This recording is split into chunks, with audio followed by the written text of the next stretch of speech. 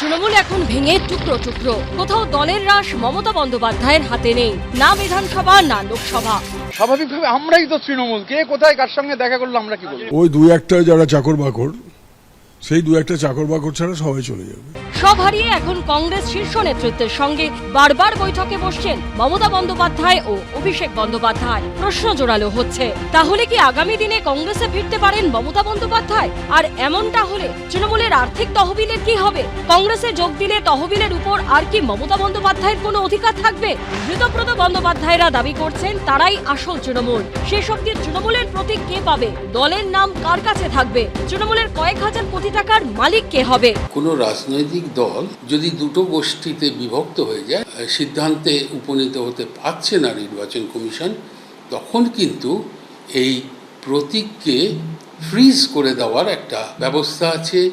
এই তহবিলকেও temporarily fridge বিষয় থাকে যতক্ষণ পর্যন্ত না সংখ্যাগরিষ্ঠ কে এটা পরিষ্কারভাবে নির্ণয় হয়ে যাচ্ছে। অ্যাসোসিয়েশন ফর ডেমোক্রেটিক রিফর্মস বা এডিআর এর তথ্য অনুযায়ী 2019 থেকে 2024 সালের মধ্যে নির্বাচনী বন্ডের মাধ্যমে তৃণমূলের ঘরে এসেছিল হাজার হাজার কোটি টাকা। মমতা বন্দ্যোপাধ্যায়ের দল পেয়েছিল 1592 কোটি টাকা। এর মধ্যে future gaming and hotel services private limited 542 কোটি টাকা, হলদিয়া এনার্জি লিমিটেড 281 কোটি টাকা, ধারিওয়াল ইনফ্রাস্ট্রাকচার লিমিটেড 90 কোটি টাকা, এমকেজে এন্টারপ্রাইজেস 45 কোটি টাকা, ডেভেন্টার ফুড পার্ক ইনফ্রা 20 কোটি, রশ্মি সিমেন্ট লিমিটেড 18 কোটি টাকা দিয়েছিল। এছাড়া আরো বহু সংস্থা নির্বাচনী বন্ডের মাধ্যমে তৃণমূলকে চাঁদা দিয়েছিল।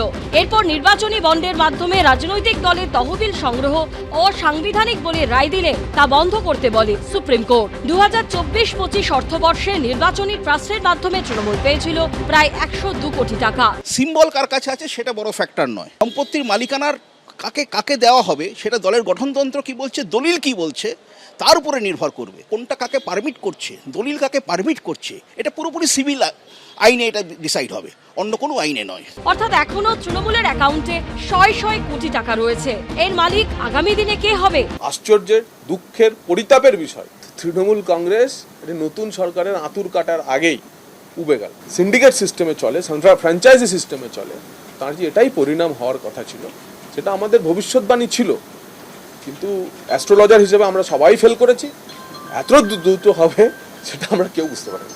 ওই ফান্ডের থেকে মানুষ বুঝতে পারছে একেবারে দুর্নীতির আতুর ঘরের মতন করে মমতার ফান্ড। যে হাত দেবে না সেই ভালো, হাত দেওয়াটা বিপজ্জনক। তৃণমূলের মালিকানা কে পাবে? সংখ্যার লড়াইয়ের ভিত্তিতে দুই গোষ্ঠী কবে নির্বাচন কমিশনে যাবে, কবে জল গড়াবে কোর্ট অবধি, তারা কি রায় দেবে তার উপর নির্ভর করে আছে বহু কিছু।